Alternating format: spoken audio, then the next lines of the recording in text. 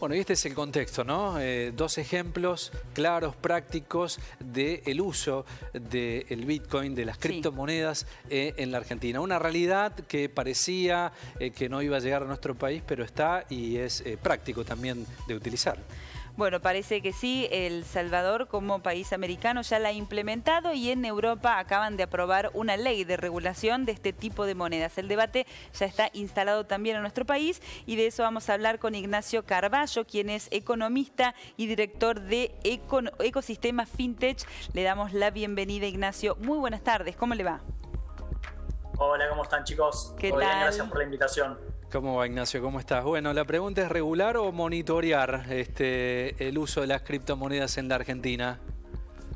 Es una maravillosa pregunta que todavía no está respondida realmente, porque existen distintas vertientes. Hay 2/3 proyectos de ley que se han estimado. Hay posturas, por supuesto, dentro del Banco Central de la República Argentina. La UIF ya también ha emitido anuncios en términos de control de lavado de activos y demás. Sin embargo, por el momento no existe una regulación que las defina como tal en términos de circular o de normativa, ni tampoco existe un marco legal que lo haga. Tenemos una breve mención en lo que es la ley, la reforma tributaria del 2008, donde se tasa con un 15%, entre otras cosas, a las monedas digitales, y hago comillas, justamente porque dentro de monedas digitales pueden ingresar un montón de instrumentos que no está claro bien cuál es, cuál no es, por eso no se está implementando en la práctica. Pero creo que si la pregunta a la cual se están haciendo es en tono de opinión mía como analista, sin duda por el momento es monitorear. Sin duda Monitorear. por el momento es dar un seguimiento. Bien, ¿se da en Argentina a partir de las restricciones que hay para el acceso al dólar un corrimiento hacia las criptomonedas como posibilidad de ahorro? Sí, absolutamente. A ver, las criptomonedas hoy son utilizadas, de nuevo, quitemos las criptomonedas estables, que no tienen volatilidad, cuyo único fin entonces es el de actuar como instrumento de cambio o reserva de valor fija, ¿no? Pero al final del día son utilizadas para esas dos cosas o como un instrumento de inversión, ¿bien? Esos son los tres fines que se les da a lo largo y ancho del planeta, pero por supuesto en una economía o en otra, en una región o en otra, esos fines van a ser más atractivos de acuerdo a la población, ¿no? Hablaban recién del Salvador. El Salvador es una economía que tiene el 22% de su PIB en remesas de extranjeros hacia El Salvador y El Salvador hacia extranjeros. Entonces, sin duda ahí el valor agregado de las cripto va a estar muy vinculado a ello. En nuestro país tenemos una moneda que no funciona realmente como reserva de valor por las altas tasas de inflación que tenemos, y sin duda alguna el desarrollo del sector ha venido de la mano a suplir esa vacancia que tiene nuestra moneda. En el momento en el cual no se permite a la población adquirir con facilidad otros tipos de divisas que puedan suplir ese rol de ser reserva de valores, que entonces explota este mundo en Argentina. De hecho, Chainalysis, que es una institución internacional que hace los rankings de adopción y uso de criptomonedas, rankea a Argentina del mundo como 9ª economía en términos de uso y de penetración. Y si uno va a ver el sector local nace en el 2013, se funda la ONG Bitcoin Argentina, y sus fundadores y fundadoras cuentan y relatan constantemente que parte del motivo que lo reunió fue el cepo cambiario del 2011, ¿no? Entonces lo vimos en el momento del 2011 y lo vemos también a raíz de las nuevas restricciones que vuelven a impulsar este fin de tener algo donde agarrarse como reserva de valor. Claro. Los reguladores de los países, estaba leyendo, los reguladores de países avanzados han emitido una alerta sobre los riesgos de operar en criptomonedas que en tanto echan raíces en países en desarrollo. Están así, ¿no? La recomendación.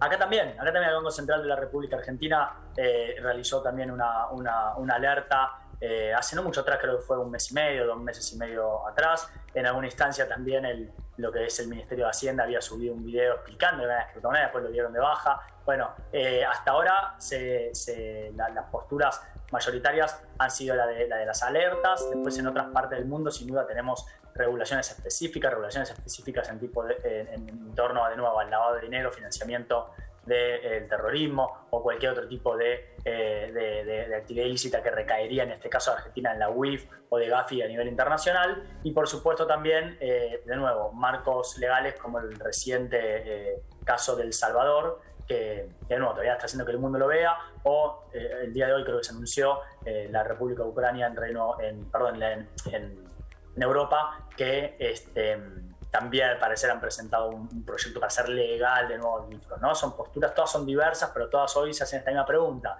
regular, monitorear o legalizar. Recordemos que lo que no es ilegal a priori es legal, claro. Cualquier normativa es legal, ¿no? Entonces, por eso vemos estas cosas, por eso vemos que se compran departamentos, que las gomerías se empiezan a aceptar, que empiezan a aparecer, ¿no? Vinculación, pero bueno, eso hasta en tanto se norme o se regule, va a poder seguir estando, porque no es ilegal por no estar normado, por no estar regulado, ¿no? Sí, bueno, evidentemente es una realidad y es un hecho en nuestro país, porque ya está golpeando las puertas del Congreso, está buscando una legislación, la utilización de criptomonedas. Ahora, la consulta tiene que ver con que cuáles son las diferencias en términos prácticos entre monitorear o regular. ¿Por qué habría que avanzar hacia una u otra alternativa en caso de que prospere la iniciativa de ley? Sí, esto en cierto sentido es un poco semántico, ¿no? No sería tajante, honesto comparar regular con monitorear, porque el monitoreo es una parte de la regulación. En tal caso, uno podría hablar de la regulación como un universo súper amplio que tiene distintas facetas, y cada una de esas facetas también va a ser la profundidad o la laxitud que tenga esto que se llama esto que llamamos regulación. De nuevo, en este sentido, las dimensiones van desde regulación en términos de para prevención del lavado de dinero y financiamiento de activos, que le recae a lo que sería la UIF, para protección al consumidor financiero, que caería entonces en el Banco Central, para protección de los inversores, que caería en la Comisión Nacional de Valores. Pero en cualquiera de esos tipos de regulaciones, si esto es más profundo, más si se quiere, estricto o más laxo, es que ahí empiezan a aparecer estos conceptos como, bueno, una cosa es una regulación que venga con una normativa solamente de monitoreo, otra es que venga con una normativa que habilite o deshabilite de acuerdo a ciertos tipos de esquemas, por ejemplo, de licenciamiento, otra es que venga una normativa que exija no solamente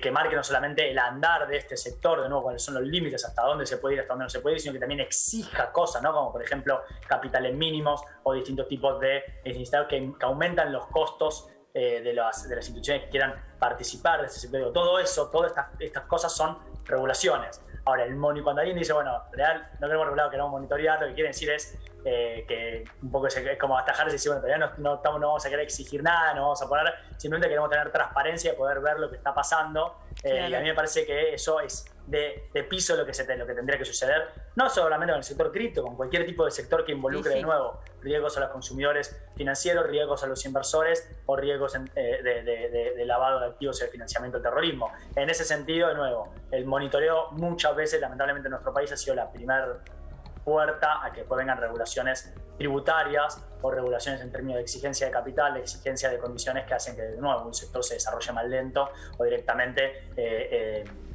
pueda ir parte de ese sector hasta ahora no regulado a lo que es el margen de la ilegalidad, y entonces quedarse afuera, por decirlo de alguna manera, del negocio, ¿no? Claro. No sé si me expliqué, porque son palabras muy... No, pero se entiende, se entiende. No es tan tajante la diferencia, perdón, entre una cuestión y la otra. Perdón, Ezequiel, adelante. Si esto crece, digo, en países con inestabilidad financiera como las nuestras, la cripto, lógicamente que es necesaria una regulación. Habrá que ver si la agenda política así lo amerita y se empieza a trabajar. Parece que hay hoy otras preocupaciones y otras ocupaciones, pero ya ponerlo en la agenda por lo menos se empieza a decir, bueno, hay que tratarlo al tema. La pregunta que te quería hacer, Ignacio, es ¿desde cuándo en Argentina se comenzó a hablar de criptomonedas? Bueno, como les decía antes, se relata que el sector nació en el ámbito privado post-cepo del 2011, con gente que empezó justamente a ver de qué manera y a través de estos instrumentos, de nuevo, a través del Bitcoin y otros instrumentos, podían tener un instrumento para resguardar el valor o el poder adquisitido de su dinero, ¿no? Esto se institucionaliza en el año 2013 con la ONG Bitcoin Argentina, y a partir de ahí, bueno, siempre se ha estado hablando. Eso en el ámbito privado.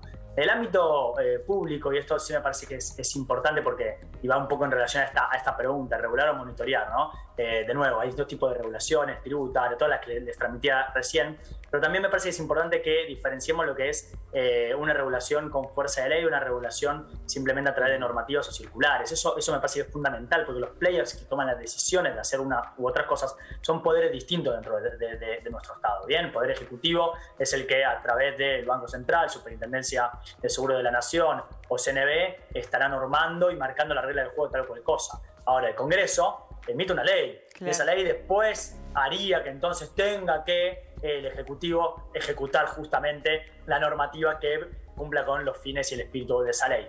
Esto es muy importante. ¿Por qué se lo quiero transmitir? Porque desde el año 2017 ya tenemos en las mesas de innovación del Banco Central y también las mesas de innovación de la CNB, hay grupos específicos que estudian y que debaten y que tratan el tema de los criptoactivos. Entonces este tema está en el sector público, en la cosa pública, de una manera u otra. No estaba tal vez con fuerza de ley a través del Congreso. Y esos son dos debates muy distintos. Yo tengo una opinión en este sentido, que también la experiencia nos ha demostrado, y es que a veces cuando se trata de innovación, la fuerza de ley tal vez no es lo mejor que puede llegar a suceder, porque tarda mucho en implementarse. Realmente cuando llega al proceso en el que se empieza a implementar, es tan vertiginoso y tan dinámico que la innovación que trataba de, comillas, regular con fuerza de ley, cambió, mutó, evolucionó y ya no tiene absolutamente nada que ver, ¿no? Podemos verlo en el caso de la ley de financiamiento productivo que les mencionaba antes, que tasa las monedas digitales con un 15% en un debate que se empezó a dar a fines del 2017. ¿No? Y hoy tenés monedas digitales de los bancos centrales, tenés stablecoins, tenés a Facebook participando, a Visa, a Mastercard, a PayPal.